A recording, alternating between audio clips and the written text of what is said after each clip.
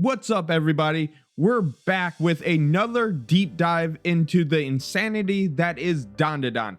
Today we're talking about episode 9, and this episode has everything: ridiculous action, gut-wrenching humor, and admittedly a pretty problematic moment, but we will get to that later. Plus, we get to see Momo, Okarun, and Aira step up in a way that makes you appreciate just how insane and brilliant this anime really is. So grab your popcorn, sit back, and let's jump into this absolute madness of an episode. But before we get started, quick warning, there will be spoilers for episode 9.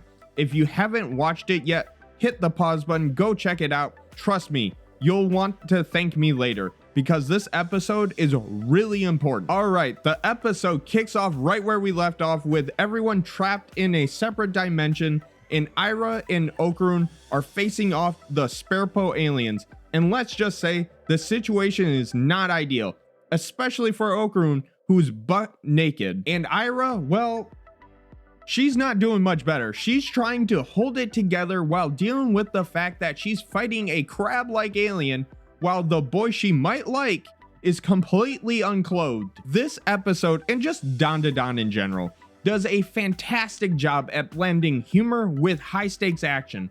The way that DanDaDan is able to tie in comedic moments and the story during fight scenes is just next level. Even great anime like JJK tend to have a tough time doing this. But seriously, on one hand, you got Aira being absolutely embarrassed because, let's be honest, no one wants to fight aliens while a naked dude is just running around. And on the other hand, the Seppo aliens are really not playing around. They realize that Aira is not no ordinary human being. What, did the yokai form not give it away?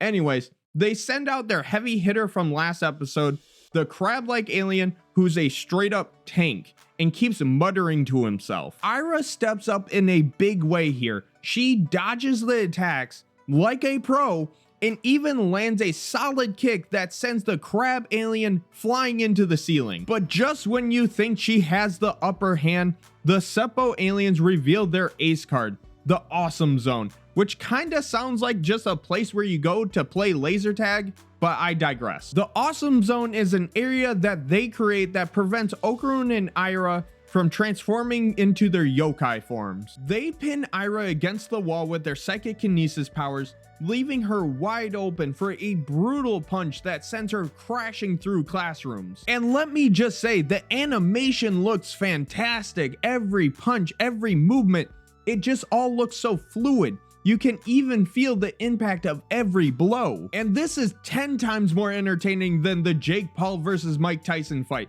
I spent 3 hours waiting for that fight when I could have just waited for this episode to come out. Then things start to really heat up. Aira's down, Okarun's pinned by the Seppo psychic powers, and it looks like all hope is lost. In comes Momo Ayase to save the day like the badass she knows she is. She uses her own psychic abilities to counter the Seppos, freeing Okarun and turning the tides in their favor. This whole scene really highlights Momo as a character. She's not just a bystander or a support role, she's a full-on powerhouse. Momo and Okarun team up in one of the most hilarious, creative ways possible. Okarun tries to use his Turbo Granny powers to swim faster, but ends up looking like a fish out of water. And you wanna know why he can't swim? It's literally one of the dumbest reasons, like the dumbest ways to create a kryptonite for a character. It's because Turbo Granny didn't know how to swim while she was alive, but Okarun does. He fully knows how to swim. It's so silly and dumb, and I hate it. It's whatever. I don't care. Actually I do care. It's just the same as Luffy. It's literally the same as Luffy, only like the different reasonings, but it's literally the same kryptonite as Luffy. So anyways, what does Momo do? She uses her psychic powers to turn him into a human speedboat. That's right, she literally drags him through the water like a pair of jet skis. The comedic timing here is perfect. It's ridiculous, it's hilarious, and it's peak DanDaDan. What's great about this moment is how it highlights the chemistry between Momo and Okarun. They're not just fighting side by side, They're thinking creatively, using their powers in ways that complement each other. It's a true testament to their relationship.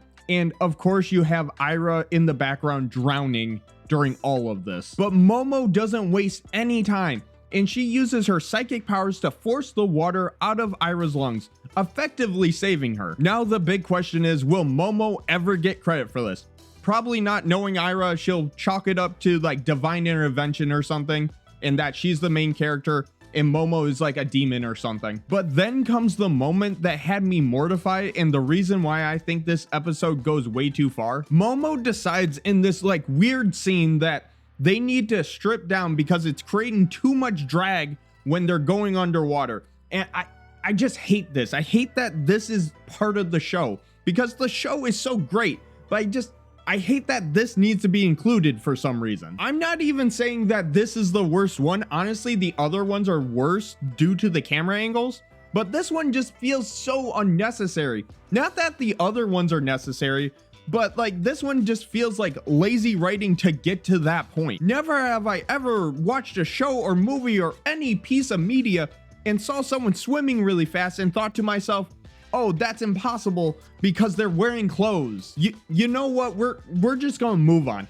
Now we get to the part where we get to actually see one of my favorite monsters so far in the series in action. Just when you thought things couldn't get any crazier, the Seppo alien decides to fuse with the crab alien, Nessie, and one of their own to make one single monstrous entity. The design for the fused creature is absolutely wild. It's grotesque, it's intimidating, it's just straight up awesome. You can't tell me the mangaka didn't have a blast designing this thing. But they are eventually defeated by Momo getting rid of all the water, making its punches far less effective, just like a real mantis shrimp. I just realized that I kept calling it a crab alien.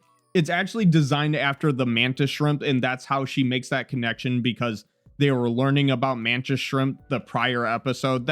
So that's how that all ties together. But not to be completely shown up by Momo, Ira does some quick thinking of her own and uses her hair to use as a runway for Okarun to get a clear shot. They defeat the fused creature, ending up back at their normal school with everyone just staring at them because, well, you know why. All right, let's take a step back and talk about what makes this episode really good despite its problems.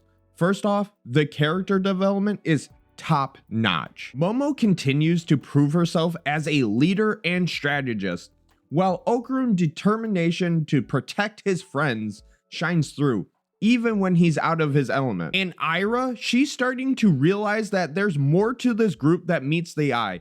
Her growth from a skeptical outsider to a reluctant ally is one of the highlights of this arc. The themes of teamwork and trust are front and center.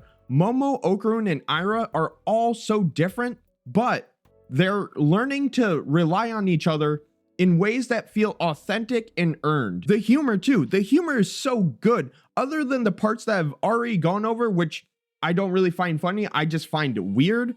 But other than that, the humor is like spot on.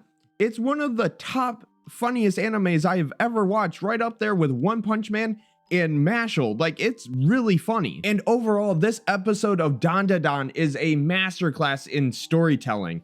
The action is intense, the character dynamics are more compelling than ever. But with that being said, I still can't excuse the unclothing scene. It's just weird, okay? Scenes like that make it really, really hard to recommend DanDaDan, despite how great it is.